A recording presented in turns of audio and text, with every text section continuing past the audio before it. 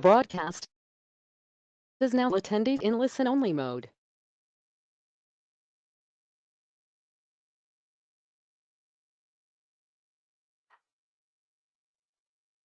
Good afternoon, everybody. Welcome. I'm Michael Flora with MTM Services. It's my pleasure to be with you again today as we develop part 2 in our coaching staff up to optimal performance.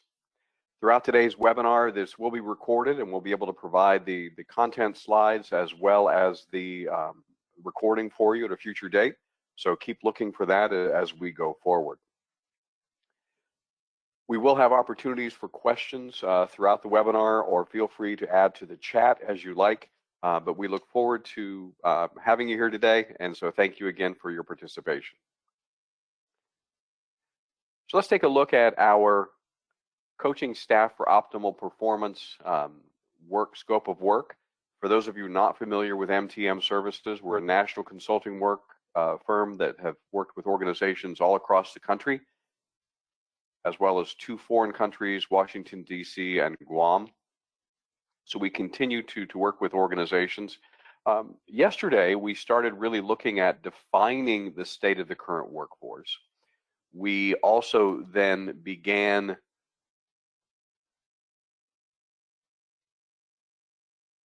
looking at the incentives and how to engage our team members in what we do and how we do it.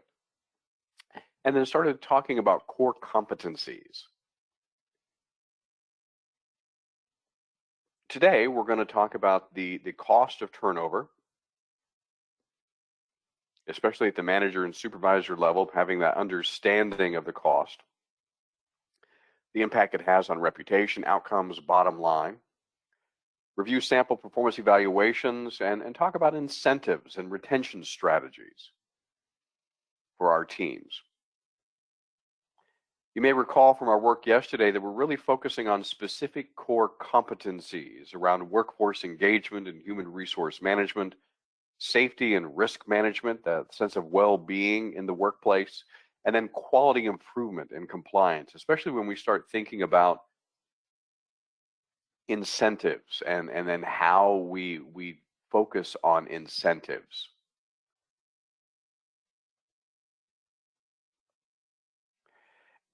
As we coach staff to optimal performance, as providers, we really have to prioritize workforce development and engagement and retention for success in order to really provide that high quality, cost-effective care to meet the quadruple aim. Although many networks, MCOs, and contracts still operate under fee-for-service models, we are seeing more and more move to value-based payment, which requires us to really take a variety of different forms of how we engage our staff. Because again, if I'm down in staff, I may not be able to meet the requirements of my contract. We may not have what's called, that maintenance of effort, even under capitated contracts. Can we produce the high quality outcomes if we're not retaining staff, if staff aren't meeting specific provider expectations? And we know that staff shortages and high rates of turnover impact not only the quality of care of our consumers, but also the financial viability of our organizations. And in this competitive environment where payers contract with those who can demonstrate the best outcomes by moving from quantity to quality, move from volume to value, organizations are challenged to allocate the appropriate resources. In fact, in many organizations recently, we've been working with them, especially around CCBHC, to align more administrative support staff to clinicians. So what are those non-clinical things that we're having clinicians do that's not direct service? So let's bring in and add staff for the first time perhaps in years.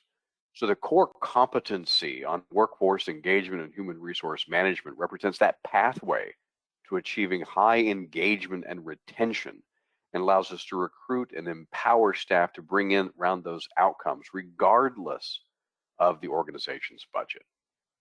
And what we've known over the last several years is that staff are doing 30% or more work and have not begun to see the rewards. And we know that that compensation is not the silver bullet here. But many of today's employees report that they'll stay engaged if there's a sense of purpose and they feel appreciated and they align with the mission and vision of the organization. So the top contributors to employee satisfaction and allowing you the opportunity to coach staff up into the organization is just simply respectful treatment of all employees. 67% of employees report that just being respected is a contributing factor to their satisfaction and success. And they also consider, in addition to pay, benefits, the culture and connection with the organization, with your mission and values and guiding principles as some of the most important areas for retention. So let me ask you this. Does your organization have a formal recognition program? Yes or no? What's interesting is that in many organizations that I've worked with in consulting as well, is that it's got to be somebody's job to make sure that the employee recognition program is maintained. So many times, well, we used to do that. We used to have the employee of the month, or we did this, or we did that.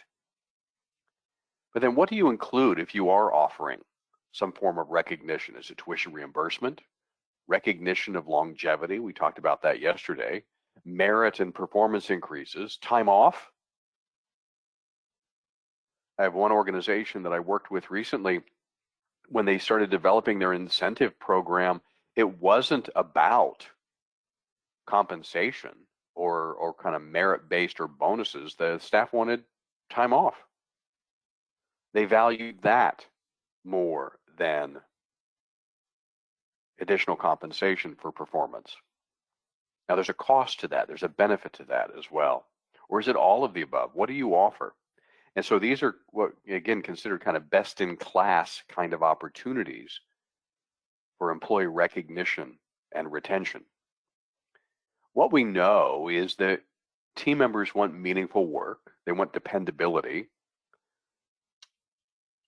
They want to be supported. They want to have management, effective supportive management. They want clear expectations, job satisfaction, flexibility, pride, recognition, wages, competitive benefits, diversity, inclusion.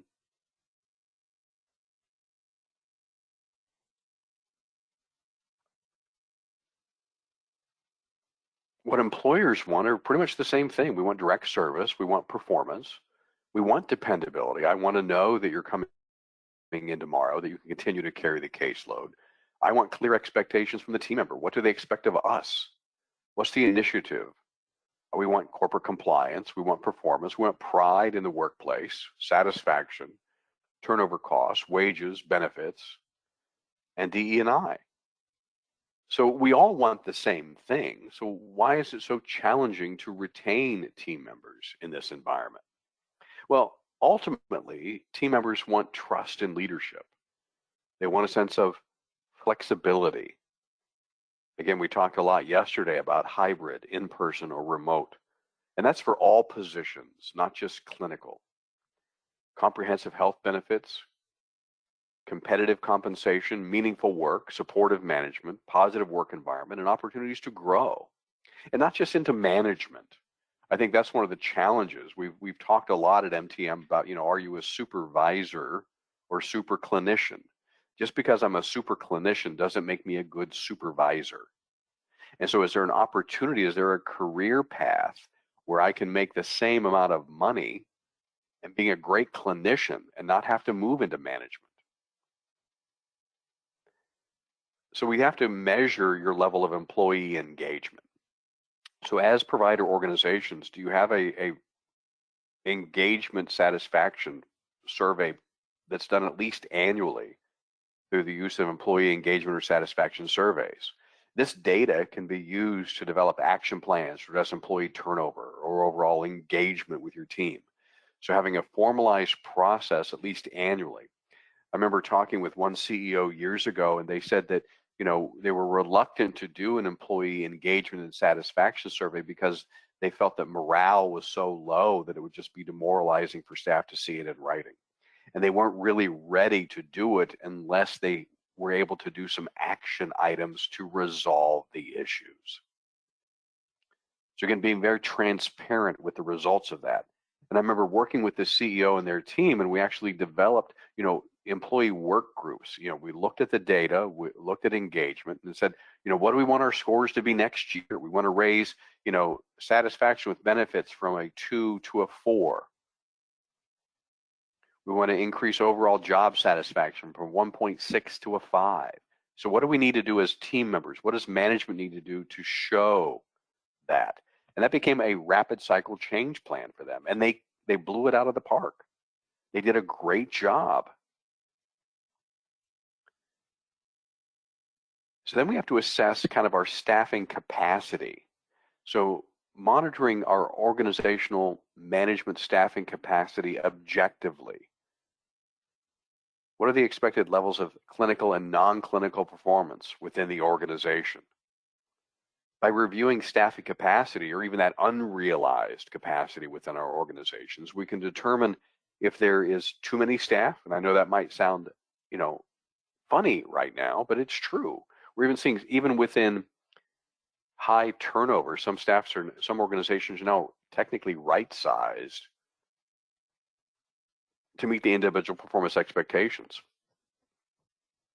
And then being able to take that salary fringe and overhead, and actually that salary fringe and benefits, and put it into the existing staff, raising compensation, raising opportunities for team members, reallocating resources based on our unrealized capacity. Well, we've got, I'm losing 3 staff this week. Well, do you really need to replace them based on current levels of staff performance? Now, caseload size is another conversation. So determining the capacity of the organization, we monitor staffing capacity at that both clinical and non-clinical level. So we want to calculate the number of applicants versus the number of candidates selected. That's one way, that selection rate that we're looking for. Of those selected for an interview, we want to calculate the percent that actually follow through with the interview, especially now. What's our stick rate there? Calculate the number of candidates that meet the criteria that were offered the position, which helps us align that staffing capacity and recruitment strategy. I was working with a team recently, and they said, well, by the time human resources, or by the time we get through the referral process, the person has already accepted another job somewhere else. So think about, if you have a candidate, what do we need to do to get them on board quickly? Are you authorized? You have both the authority and the responsibility to make the job offer now, pending reference checks, background checks, drug screens, those types of things. But can you offer the position now? How much of that can be done ahead of time? I don't need a master's level supervisor calling references. Human resources can do that. Screening candidates ahead of time, but look at what is the cost of that turnover?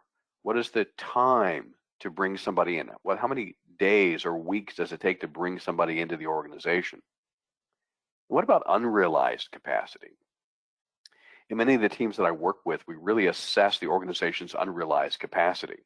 So in the example I'm going to show you, we have 3 community support teams. And so we can see team members, 1, 2, and 3. Each of them have a direct service requirement of 113 hours a month. So about 65% direct service.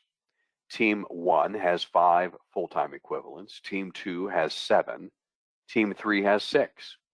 On average, the direct service requirement for Team 1 is 85. Now, we're expecting 113. They're getting 85. Team 2, they have 115 as their average. We're expecting 113, so they're over producing. Team 3 is on average, with 6 full-time equivalents, is averaging about 34. And based on this information with these 3 community support teams, we have an unrealized hours of direct service around 7,200 hours a year that we're not going to provide. That's the equivalent of 5.3 FTEs. We have 4 FTEs just in Team 3. 1.24 FTs in team one, we could actually use a little bit of staff in team two. So can anybody in team one or team three help out team two? This seems to be doing a really good job. It might be doing too much. Maybe they're at burnout pace. So we need to help them in a way. But I want you to focus on the hours, the unrealized staffing capacity of 5.3 FTEs, but also in the far right-hand corner, look at the lost revenue. This is a fee-for-service organization. Based on the underperformance, under goal, that has a financial impact of $698,976. We're expecting 65% direct service. We're achieving 45. Now, there's lots of reasons why team members may not be at capacity. Is it no-shows, cancellations, staff cancels, white space in the schedule? Do I have enough clients? How much driving do I have to do in the community? There's lots of reasons. Remember, I think Scott Lloyd talked about productivity is not a measure of how hard our staff is working, it's how the organization's supporting them in their work. So are they managing their own schedules? There's 2 hours a week that staff members are doing, managing and jockeying their schedules. Could that be taken on? Are there things that we're having them do that aren't direct service? So there's lots of reasons why we're not getting direct service. But here's unrealized capacity. So if team three came to you today and say, oh my gosh, we lost 2 staff, what would you do?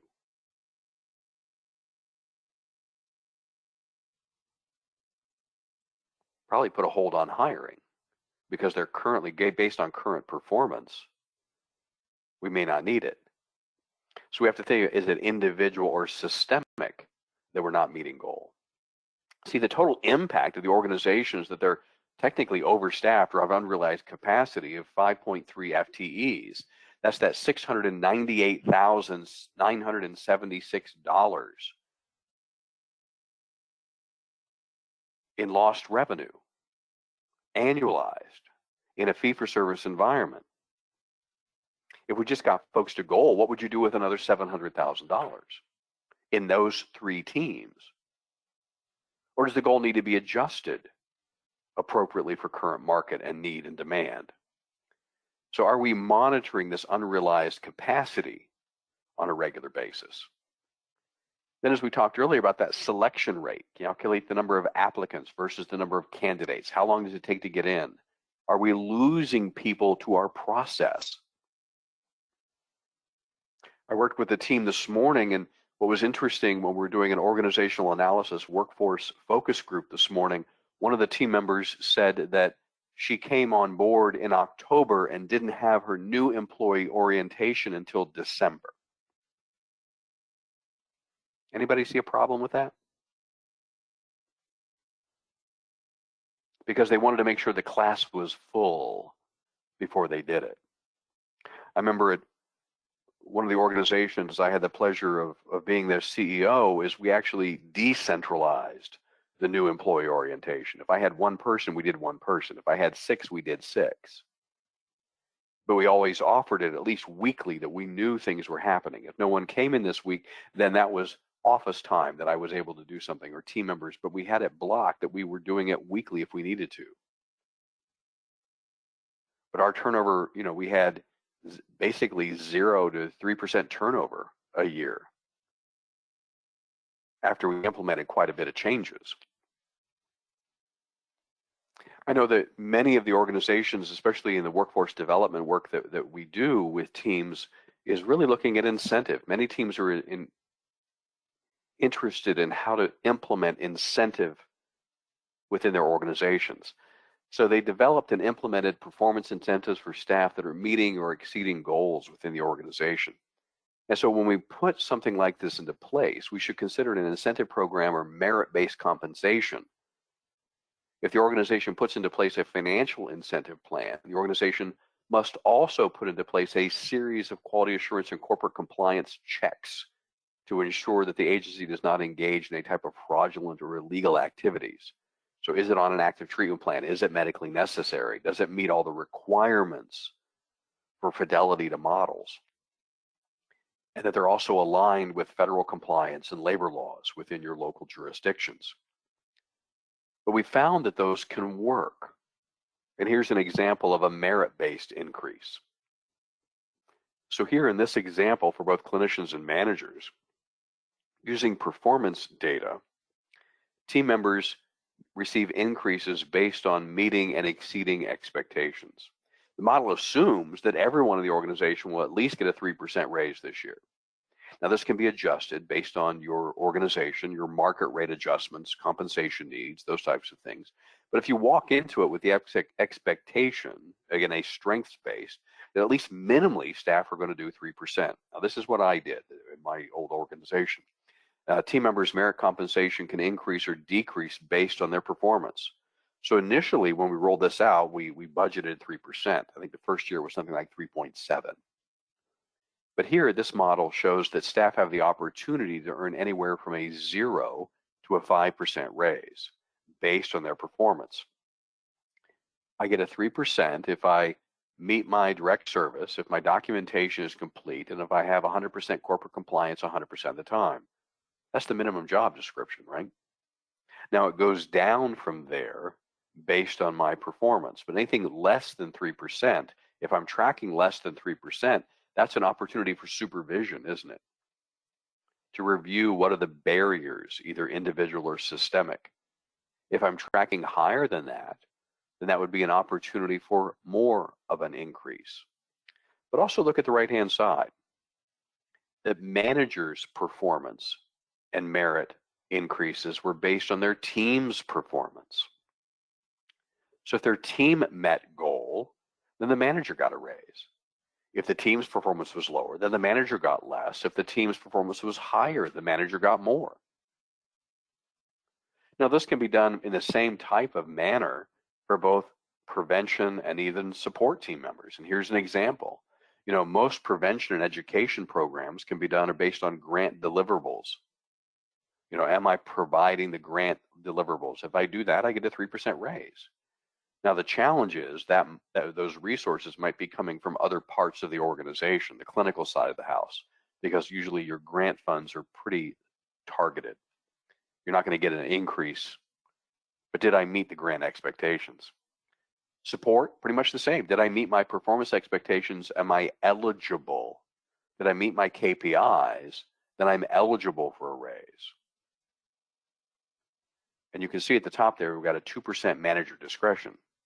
The same thing with the clinical and manager side. I've got a 0.5% manager discretion. And even at the bottom, there's a 0.5% manager discretion. So it does give some leeway there, but again, based on objective data, not subjective data, which requires us to rethink our performance evaluations in general, doesn't it? Are they objectively put together, or are they very subjective? Is a great team player doesn't run with scissors kind of performance evaluation? Or is it based on achieving specific outcomes and deliverables that are job description specific? And I'll show you an example of a quarterly job description specific performance evaluation. And here's a sample of like kind of a monthly incentive or quarterly incentive bonus model. So you can see if that I'm meeting goal, I could track of how much additional compensation. If my base compensation is 60,000, then anything over the monthly target or annual target would be an increase per encounter or per deliverable service hour provided. And so I could range anywhere from that $60,000 a year all the way up to $69,000, $68,000, $70,000 based on performance. Now, this is where you get a lot of opportunity to adjust what's that monthly compensation, what's that monthly look. But it also makes sure that the quarterly is based on meeting specific performance expectations, but also using KPIs if I meet those expectations and they're anchored in all of our quality assurance. So in order for me to even get part of this, I've got to make sure that it's on an active treatment plan, that it's medically necessary. There are no challenges there. This is another example of some of the work that we do with teams. You can actually see, based on my direct service percentage, that same $60,000 a year team member with a 35% salary and fringe and 25% overhead, if my average reimbursement, let's say for the service that they're providing is $120, we fill this in with you in our work with you, you can see at what point I've got to provide at least 900 hours or more in order for you to make a margin, for you to cover my costs. Anything less than $900 an hour or 900 hours a year, you're losing.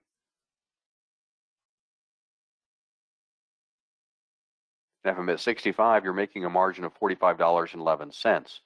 But as my direct service hours decrease, then so does your margin. Now, this is important not just in fee-for-service environments, but in prospective payment for CCBHC, value-based episodes of care, capitation, even grant-based or prevention activities, prevention and mental health. If I get X number of dollars to provide prevention activities or education activities in the community, what does it cost you to provide that service in the community, that education, that prevention activity? So here's another poll question as we move to the impact of turnover. What is your agency's current turnover rate? Lower than 15, 15 to 20, 20 to 25, 25 to 30, higher than 30? Is that something you track? And looking at avoidable and non-avoidable turnover. Avoidable turnover is, could I have done anything to keep you here? Non-avoidable may be something that someone was terminated from the organization due to egregious or other activities. But think about why do we need to track turnover rate on a regular basis? So in order to really understand the true cost of turnover, in this particular example, we look at about 45 clinical team members. And this organization has about a 27% turnover, which has traditionally been about the industry standard within the organization. So Brenda, if you're saying that yours is about 30%, then we're about right here. And let's say that, so if your staff are 45, then you're going to lose about 12 staff a year. If I onboard team members, new employee orientation, let's say that's 40 hours a week. And so total training hours to replace those 12 people is 486 hours. My average cost per hour for these team members is $26 an hour. My cost for just training new employees within the organization is $12,636. Now, if it takes 8 weeks to fill a position and my direct service is 26, which is that 65%, my average reimbursement is consistent with that $120 an hour. And every time a team member leaves the organization, if it takes 8 weeks to fill a position, my cost, my lost revenue per staff member is $24,960.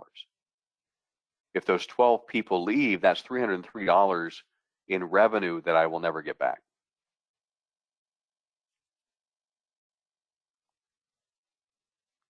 Let's pause there for a moment. So if I add that 303 plus the 12 grand for training, my total cost is $315,900. But if I'm going to lose $24,000 if you leave, what am I willing to do to keep you? This should be a conversation we're having with team members long before they make the decision to leave.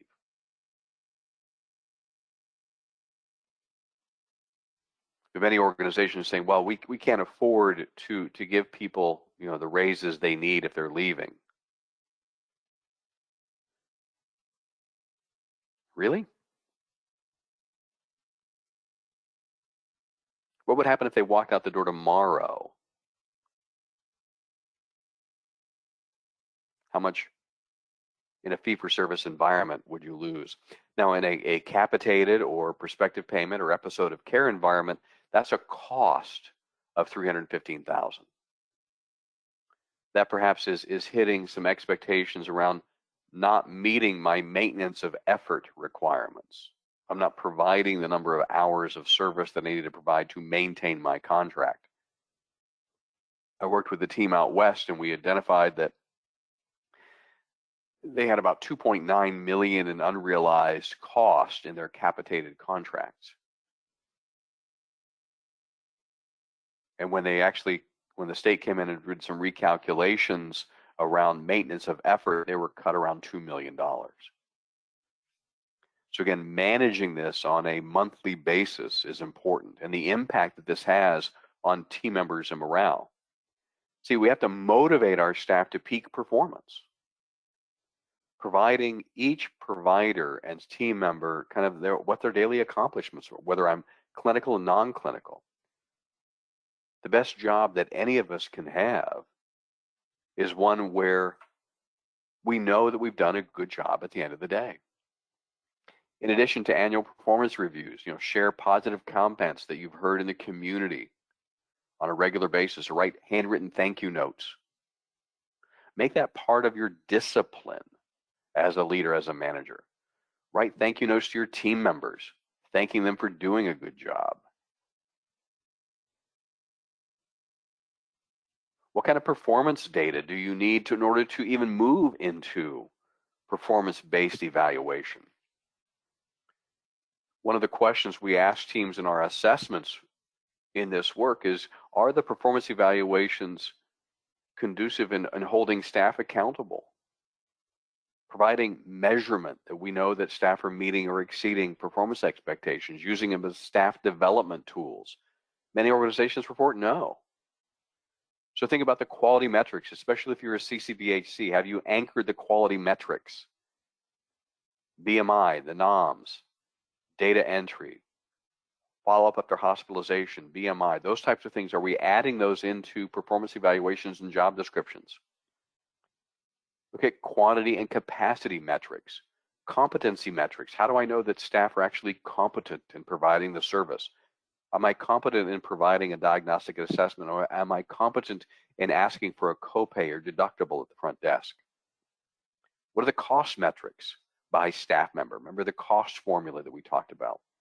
The efficiency metrics, utilization, organizational performance, productivity, documentation compliance, caseload size. In our organizational analysis and workforce development, we really look at caseload size and metrics around developing a staffing plan. Who hasn't been seen in 30, 60, 90 days? In addition to productivity, look at utilization management, corporate compliance, the number of persons served, the number of encounters, documentation completeness, clinical outcomes, what percentage of your clients actually get better.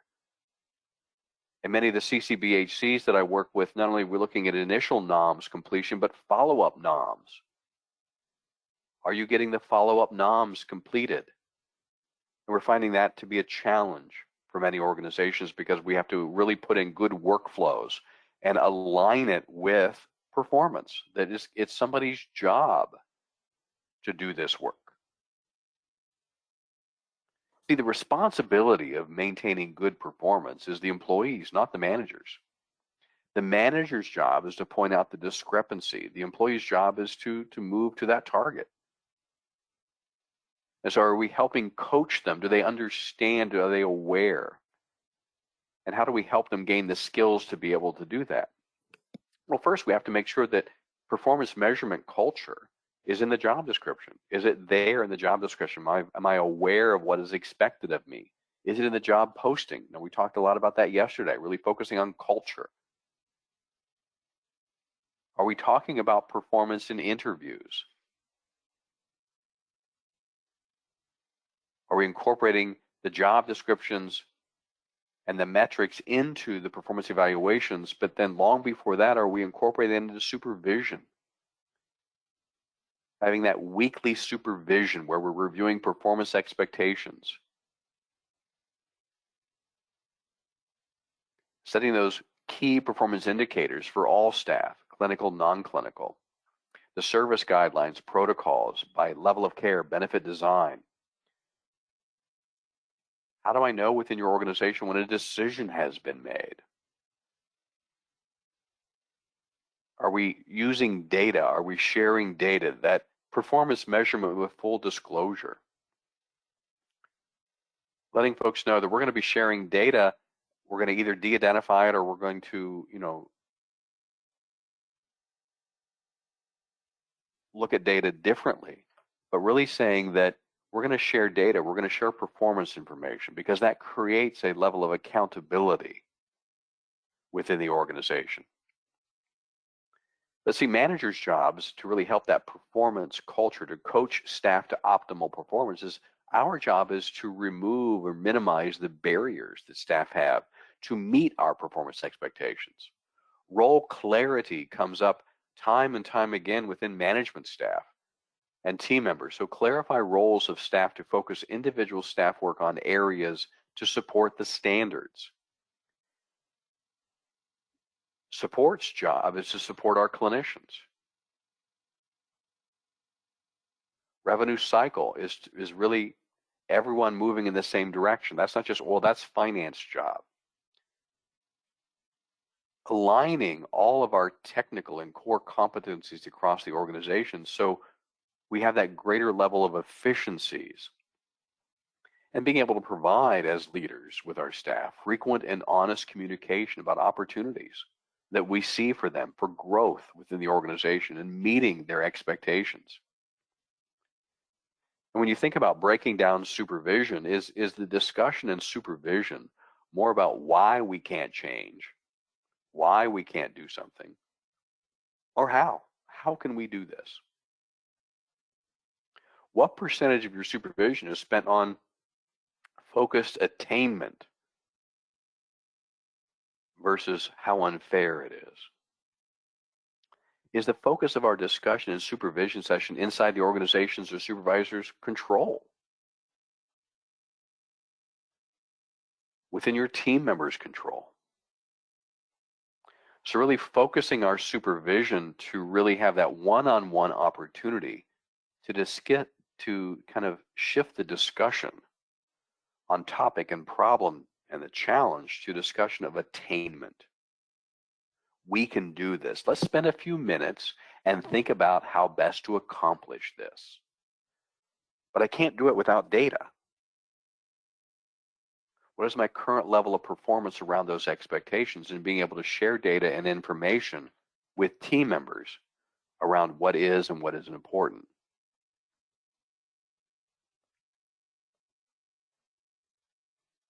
Here's a sample of a quarterly job description or performance evaluation. So it's based on the job description, but it's also looked at quarterly. I'm working with a team right now and part of their workforce development. We've moved from annual performance evaluations, which weren't being done because managers felt that they're too busy to do the performance evaluations. And why bother? Because you're not getting a raise anyway. Wrong choice.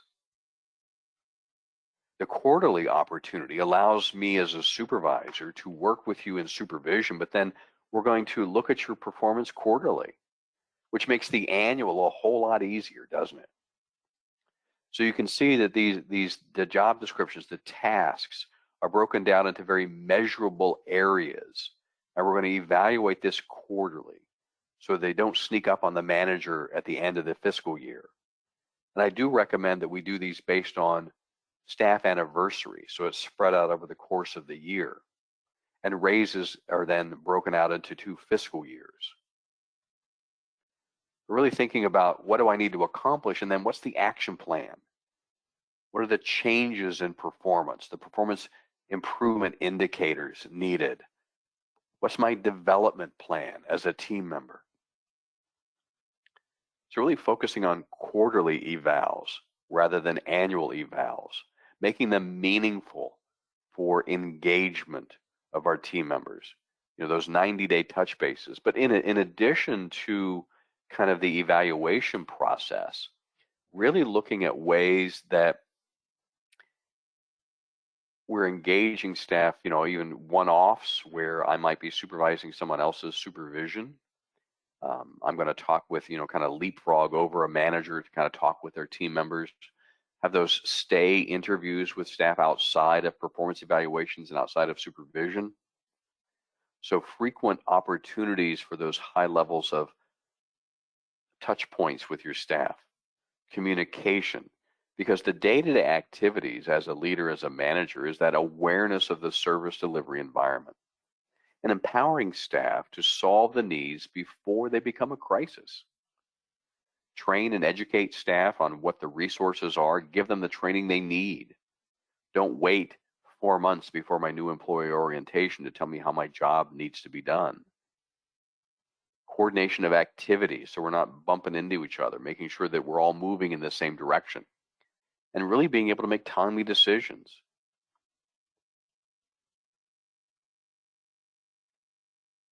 Leadership is our commitment to foster quality and work that embodies the core values of the organization. The ability to stay aware of the organization and team members' needs and concerns, the ability to face challenging times with professional decorum, the willingness to possess an appreciation of the knowledge of the work-related subject matters, the openness to becoming energized of work accomplishments, and to really foster the same in our team members.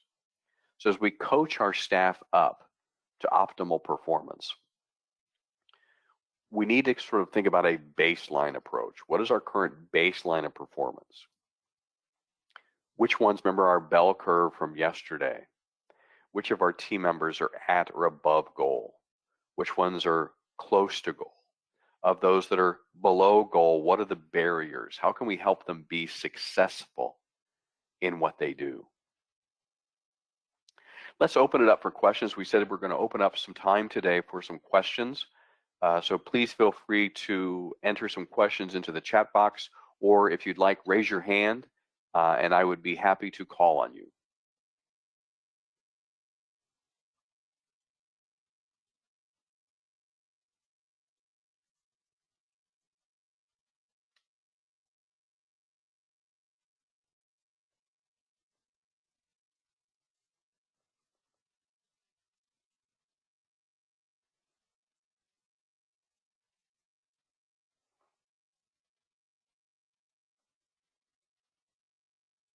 Feel free to raise your hand, team, and I'll be happy to call on you and unmute your line, or feel free to put a chat in the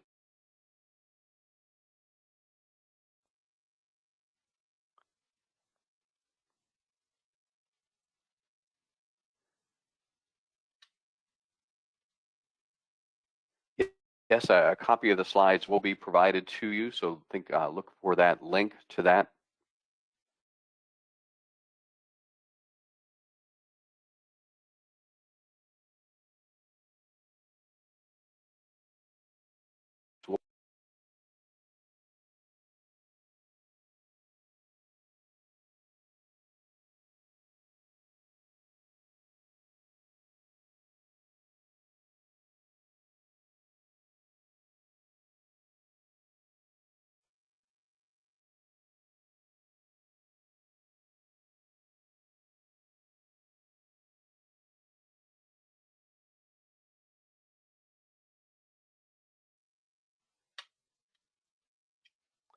Let's kind of look at the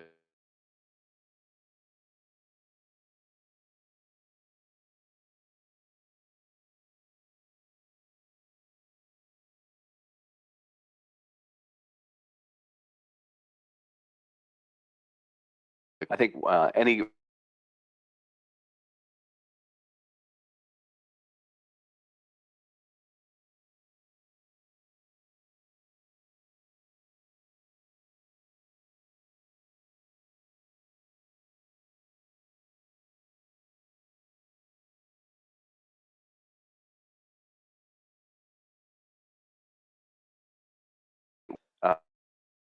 uh, the opportunity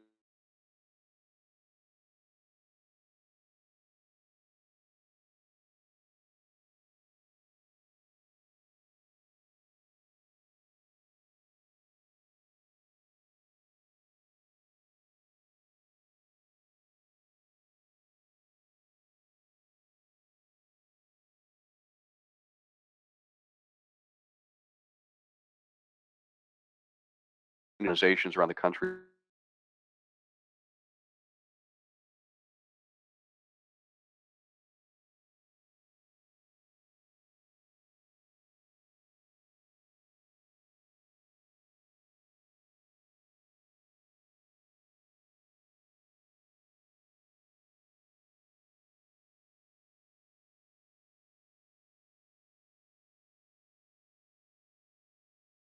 labor to the table.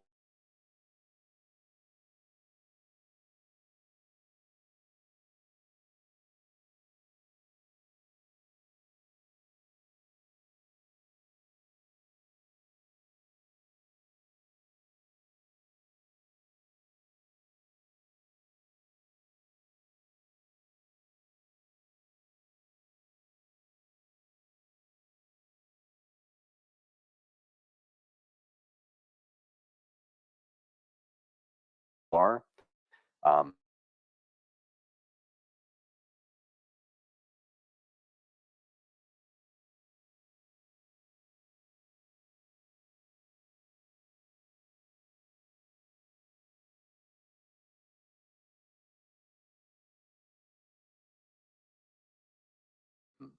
one, but they did in those organizations, those new employee-oriented process, tenure with. So think about those important. Successful for them would be helpful. So survey saying we're no process for me an interview kind of kicking of the current work 25 to 20 they might be sort of so I think in some trying to get something need to stay as well in order to know when indicators on what is the timeline to we did sort of a to get to cringe goal. Here's where we're going to anticipatory guidance. Tell me what to expect and when to expect it, Jody.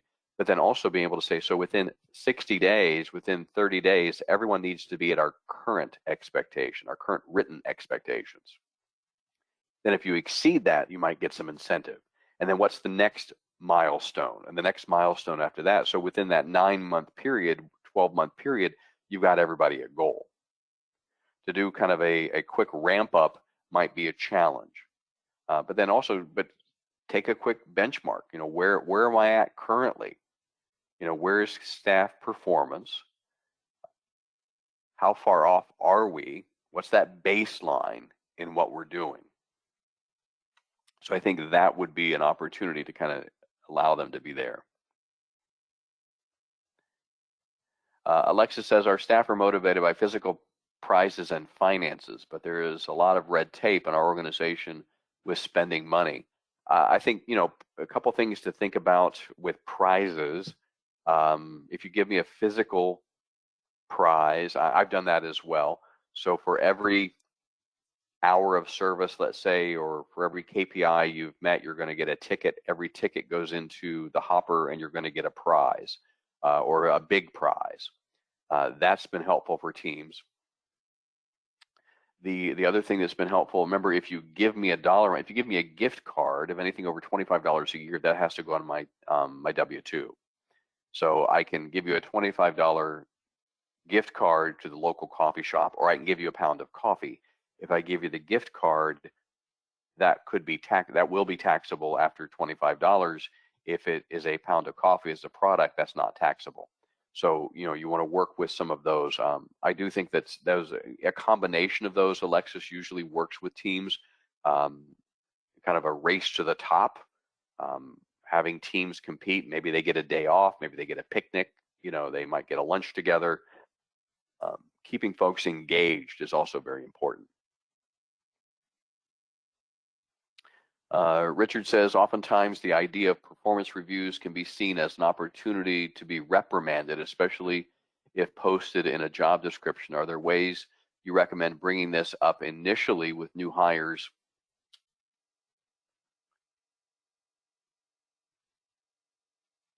New hires or new staff. I think part of that is that we're going to review performance, quarterly. That it is an opportunity for, to calibrate, to have that touch base on, remember, they're also evaluating you. You're not just evaluating them. Are they happy? Are they getting their needs met? What are some of their frustrations? So it's not just a one-way dialogue, it's a two-way dialogue. If I'm not meeting goal or I'm not meeting expectations, then, what are the barriers in meeting those, Richard?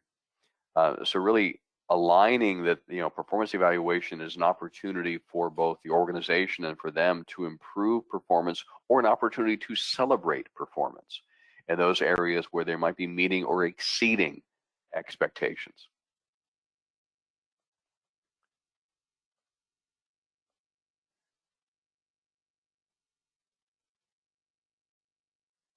All right, Alexa says, also, I'd love to do team reward, but only 2 of 8 staff are currently hitting their numbers, and they are already frustrated about that. So again, I think find out, of the other 6 that aren't meeting goal, what are those barriers? Having them provide, the 2 that are meeting them, what are they doing differently? Having them do case studies, maybe set some benchmarks. If the team, if the team makes their goal, then everybody wins. The challenge with that is you don't want it to be like that college group project where you do all the work and everybody gets the A. So we do want to make sure that it's equitable based on their contribution. So everybody's going to get sort of their royalty, right, based on their percentage of contribution to that. So that might be another way to look at it.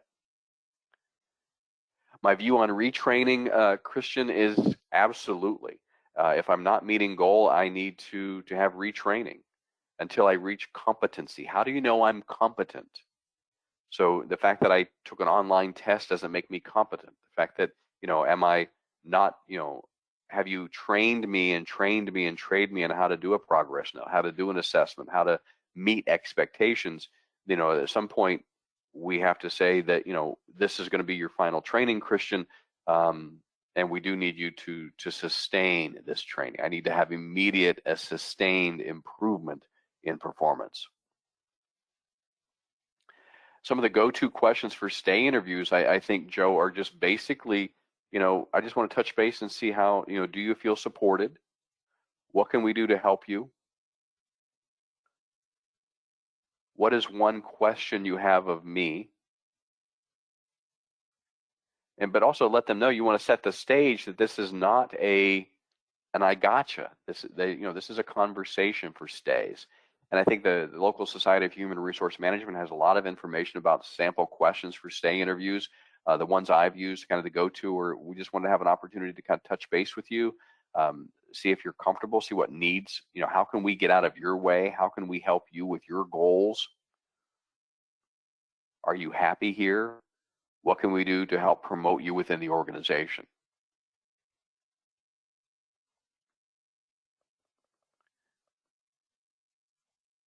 How do you raise and develop your current staff's morale? I think part of you want to start with currently figure out what their current level or baseline or what their areas of concern are. Where's the level of morale now? I think that helps, Felicia. And then what would good morale look like? Have some focus groups. We want to focus. We want to address this. We realize you're not happy. How can we help you with your overall well-being and support of the organization? So what would happiness look like for you? What would good morale look like for you? Help them kind of operationalize that. What does that outcome look like? That treat to target that we always work with our consumers and families.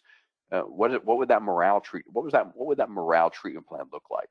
What are those measurable goals and objectives we'd want to look at?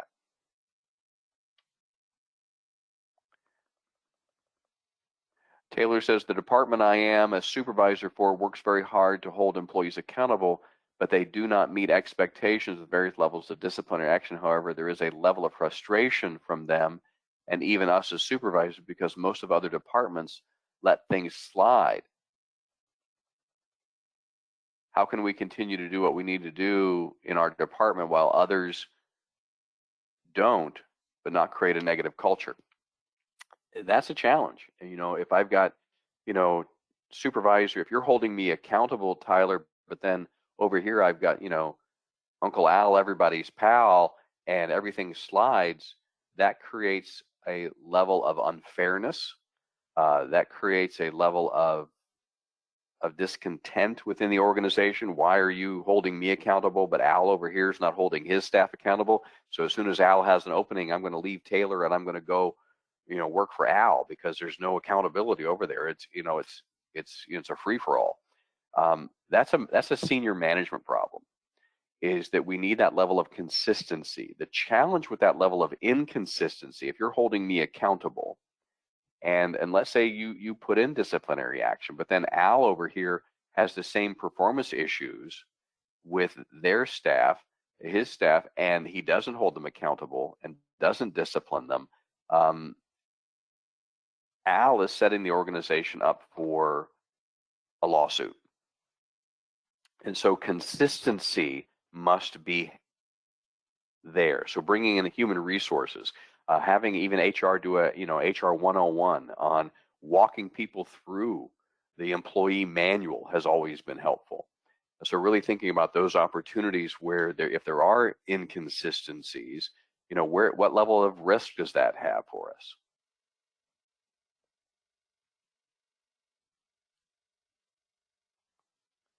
us? Megan says, how do you address I don't get paid enough when compensation is appropriate for the field? Show them data. Or what's the current market? It may be for the field, but what's about the market? I think one of the things we've seen, over at least the last year in the Great Resignation is that, staff are leaving. It's not so much there's a staff shortage, there's a shortage of what we're willing to pay good people. So if I can walk across the street and work at the gas station and make more money, or I can work at the big box store and make more money, what are you willing to do to keep me? I saw a job posting for a manager at a big box store that was $200,000. And so one of the things is, what are we willing to do to really show our provider?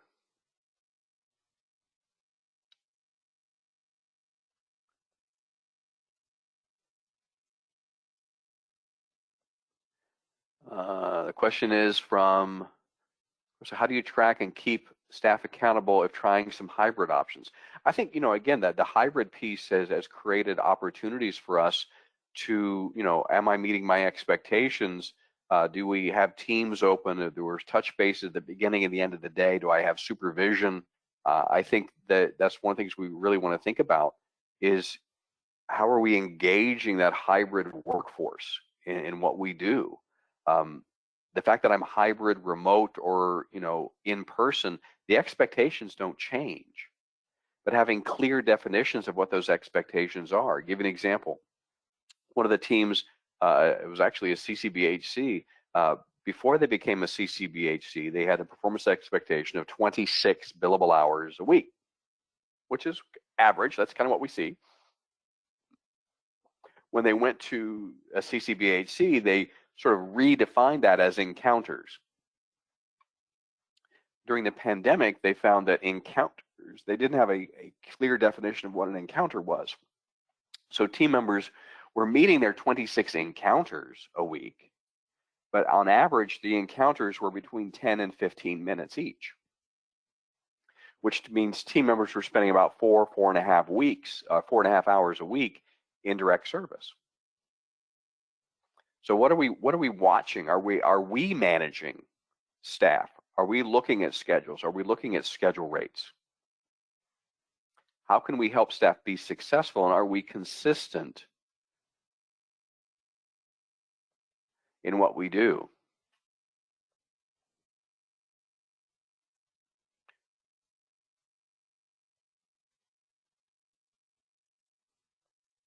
I think in civil service or those types of things, when you talk about those, I think there's opportunities there. We've worked with other civil service organizations to align performance expectations and metrics, especially for county clinics, and those have been successful as well.